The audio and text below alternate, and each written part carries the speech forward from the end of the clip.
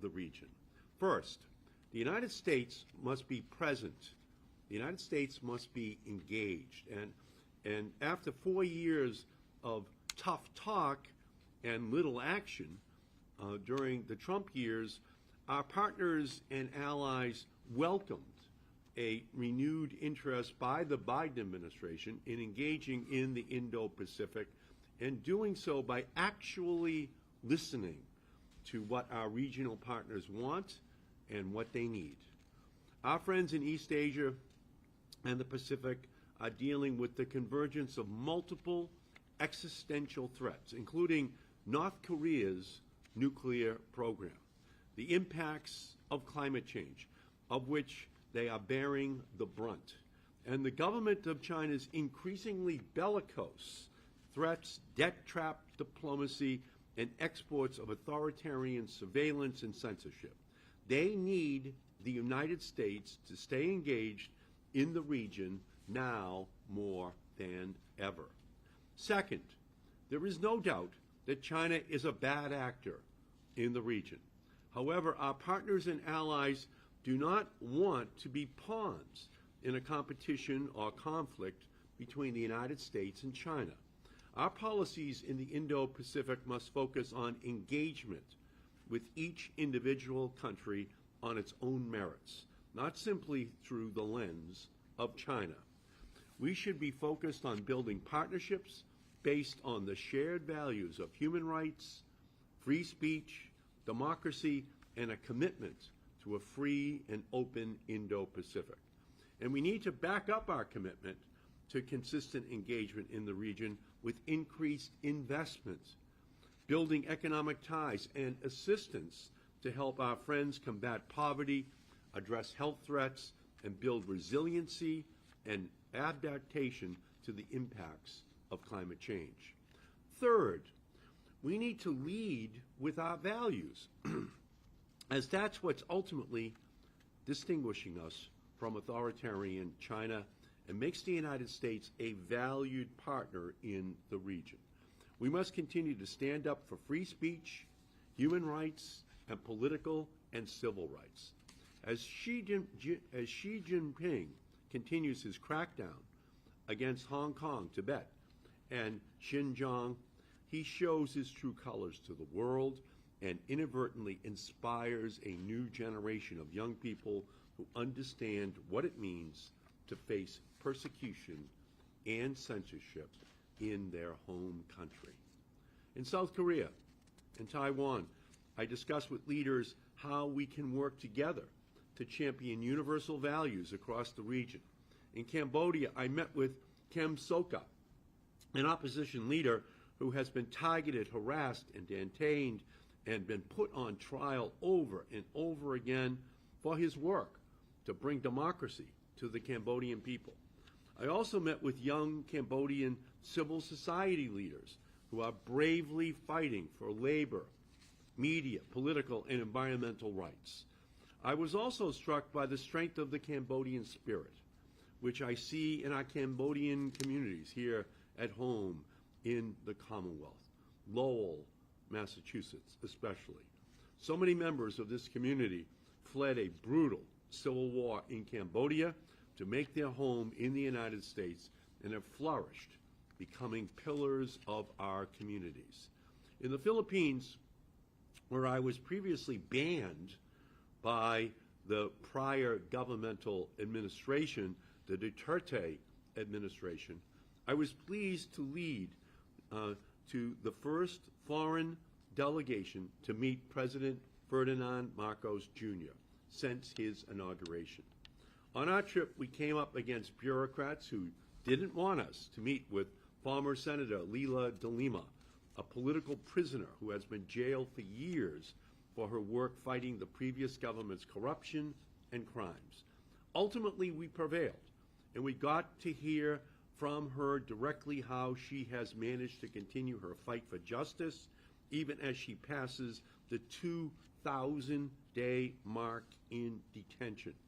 In our conversations with the new government, we made clear our calls for human rights, freedom of the press, democratic institutions, and our hope in the promise of a new era in the U.S.-Philippine relationship with the incoming administration.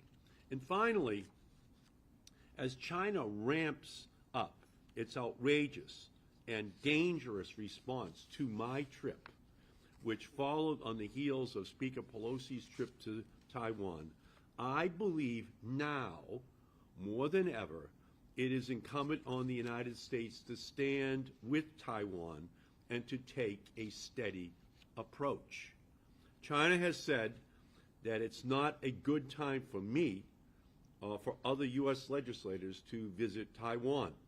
But for China, there will never be a good time for an American delegation to visit Taiwan. The Chinese government used the opportunity of my visit and Speaker Pelosi's recent trip to Taiwan to overreact and to escalate tensions.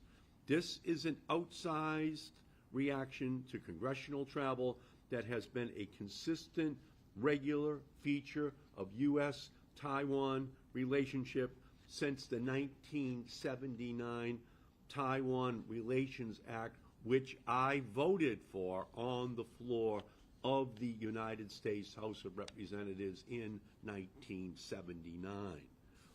This is something which built the framework for stability across the Taiwan Strait. No one tells me where to stand, and no one tells me where to travel. It is imperative that we keep our relations strong with the Taiwanese government. But we cannot respond in kind to Chinese escalation. And it's our moral responsibility to do everything we can to maintain peace, stability, and deterrence across the Taiwan Strait. I thank the delegation for joining me in this very important trip, and I'm looking forward to any questions which you may have of me today. Senator, what is the U.S. Can you just tell me who? Janet Bloomberg. Oh, good to see you. Yeah. Janet Bloomberg. What is the U.S. willing to do to support continued independence for Taiwan?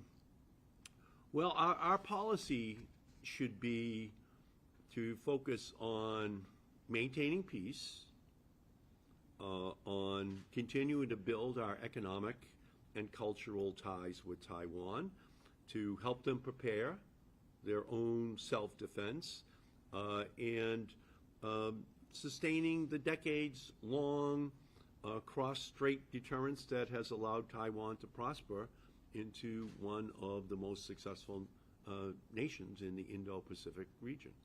You're talking about the history of travel following Nancy Pelosi's trip, House Speaker Nancy Pelosi's trip, and yours. Are we going to see more U.S. lawmakers visiting Taiwan? I don't think there should be any discontinuation at all of the tradition of American lawmakers visiting Taiwan. There have been numerous over the years, and I expect them to continue. Can you give us a little bit of the behind-the-scenes tension leading up? A lot of people were very worried about House Speaker Pelosi's trip there, also worried about yours, some fearing that there might even be military violence, and none of them agreed. Can I ask you, how did the negotiations go between lawmakers as far as supporting this trip?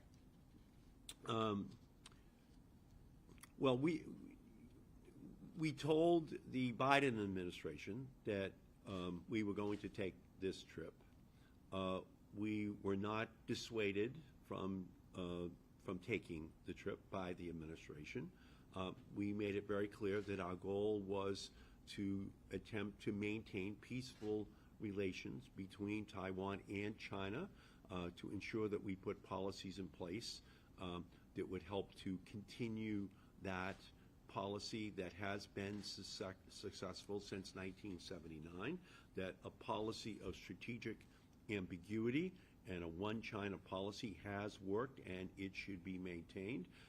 And with that, we went off on this mission, and we have returned, I think, having been successful in helping to advance those goals. Yes, sir. Hi, Chinese increased their military presence, their military actions around Taiwan as a consequence of both your trip and Nancy Pelosi's trip. If they were to take the next step and actually invade the island of Taiwan, what recourse does the United States government have? Are we going to get involved in a military conflict over Taiwan? Well, I think our goal should be to state that we want to continue a one-China policy, that we're going to continue a policy of strategic ambiguity, and that we're going to continue a policy of strengthening the deterrence of the Taiwanese government against an attack by China, while also strengthening our economic ties to the Taiwanese economy. So I think if we do those things, that our goal ultimately should be to avoid a military conflict between Taiwan and the government of China. Do you think the Chinese government is emboldened by the actions of Russian President Vladimir Putin in Ukraine? I think we have to ensure that there is a clear message that's being sent to the Chinese that we are going to help to provide the deterrent military capability to the Taiwan government, and that we're going to see a determined increase in the economic partnership that we have with Taiwan. Taiwan is the ninth largest trading partner of the United States of America. We're dependent upon semiconductors, which come from Taiwan to the United States. 90% of the chips come from Taiwan, and so we need them for our economy, we need them for our defense, we need them for our healthcare system, and so it's very important for us to continue to deepen those ties economically as well with the Taiwan government. But asking that question again, how much of a factor is the Russian invasion in this timing? Did you think that it was necessary to visit Taiwan now because of Russia's invasion of Ukraine and that possibly emboldening Chinese leadership? Well, I am the chair of the East Asia Subcommittee, and it was, I thought, appropriate for me to visit Taiwan, but also Cambodia and the Philippines and South Korea, because each one of those countries has right now a very important and sensitive diplomatic relationship with the United States. And obviously, the Russian invasion of Ukraine is something that's on the minds of people in Taiwan, and I felt that it was important to go in order to reassure the government of Taiwan and the people of Taiwan that the United States wanted to continue its friendship, its partnership that stretches back to the 1979 Taiwan Relations Act. Well, thinking about recourse, though, if something were to happen, it would be much more difficult to isolate China economically than it has been to attempt to isolate Russia. So again, what recourse would the U.S. have if China were emboldened to do something at this time? Well, again, I think what the United States should do is to, again, deepen our economic ties and to ensure that we provide the defensive weaponry to the Taiwan government so that they can try to maintain this peaceful relationship across the straits, which has characterized this one China policy for more than a generation. Senator, just because you mentioned the shuttles on the way in, do you have anything to say about the state of the MBTA?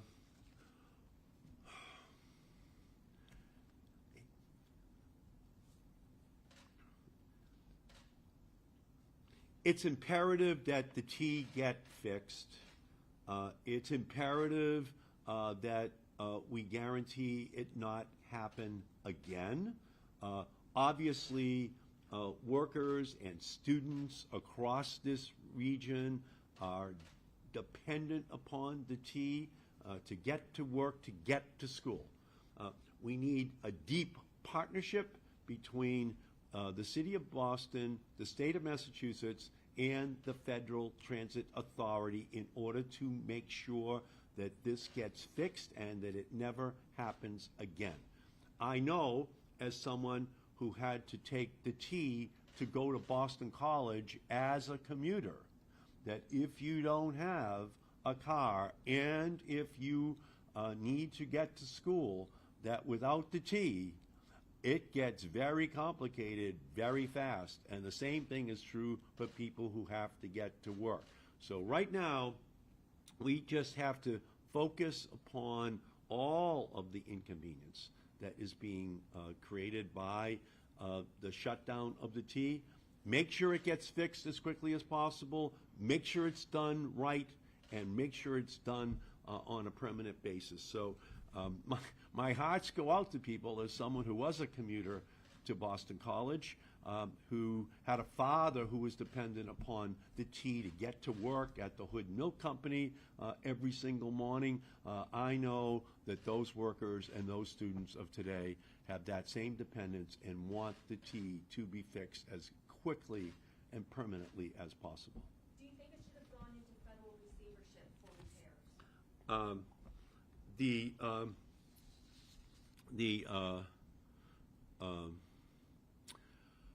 I think there should be a partnership between the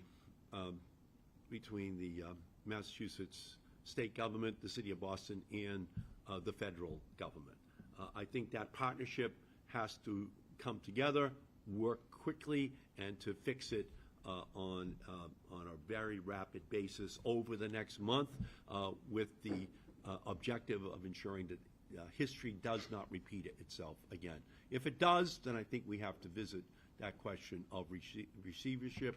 Let us hope that this 1 month gives us a chance to fix all of those problems. I know that there are many people in Greater Boston who are looking at this with an arched eyebrow, wondering whether or not this is the conclusion of all of those problems.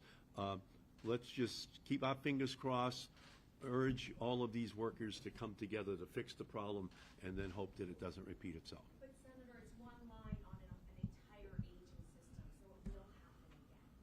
So what would you say looking forward, what needs to be done?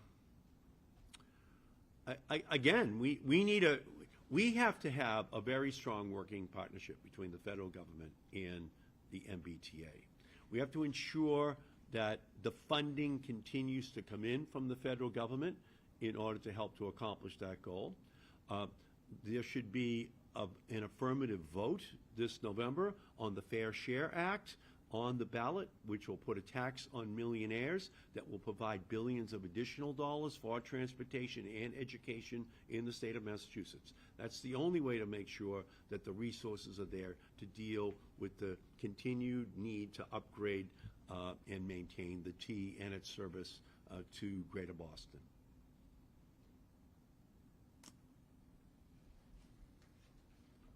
Okay. Great.